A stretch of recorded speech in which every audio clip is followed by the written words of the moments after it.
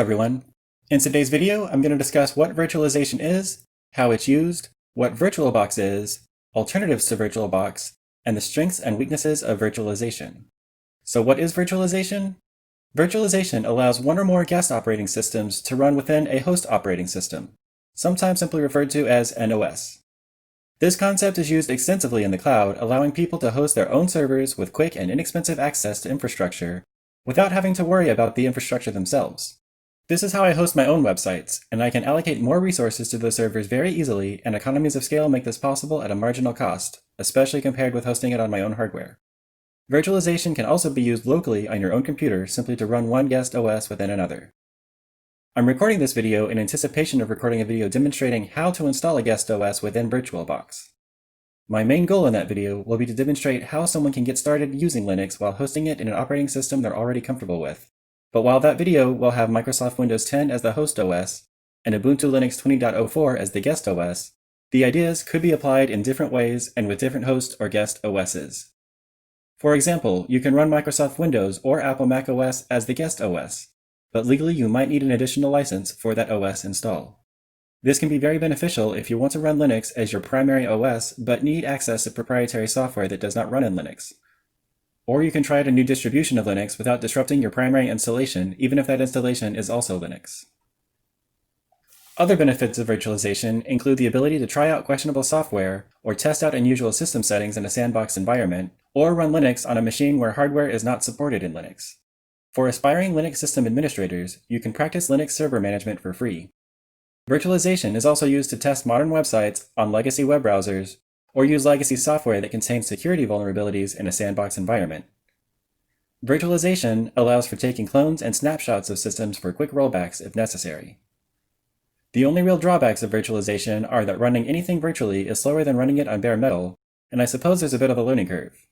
You don't need a powerhouse of a computer to accomplish virtualization, but there's a chance your computer isn't powerful enough to utilize the technology for your goals. We'll talk more about that in the next video. Specific to Microsoft Windows, there's currently a limitation in that you have to choose which virtualization technology to allow because the different technologies don't play well together. If you're a Docker user, or if learning Docker is on your to-do list, know that Windows cannot, at least not easily, be set up to allow Docker to run natively and still allow VirtualBox to run. You pretty much need to choose between the two, but there are workarounds. If there's demand, I might cover one such workaround in another video. I won't talk any more about Docker here, but I'll leave a link to another video that discusses it if you're interested. Microsoft has also introduced something they call the Windows Subsystem for Linux, or WSL, that uses virtualization to run a partial but increasingly more complete Linux install without using third-party software. It's worth keeping your eye out for advances in WSL, as in the near future VirtualBox and other such software may become completely unnecessary to accomplish your virtualization goals. Since you're watching this video, I assume you're new enough to Linux that you not pursue WSL until it's a bit more mature, especially since, from my experience, enabling WSL makes VirtualBox more unstable. This may change in the future.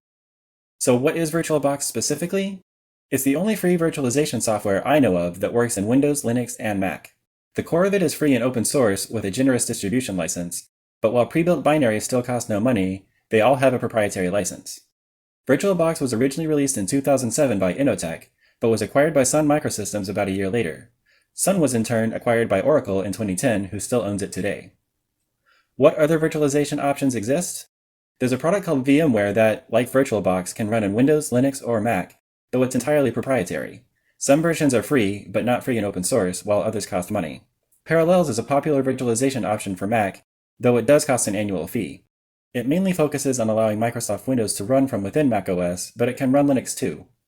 If Linux is your host OS, there's a free and open source option called GNOME Boxes that can run another Linux OS, but it won't run Microsoft Windows or Apple macOS. All remaining solutions I know of are aimed at enterprise users, such as Docker mentioned above, and are out of the scope of this video. As mentioned above, I will be following up this video with one showing how to install Ubuntu 20.04 in VirtualBox. Thanks for watching.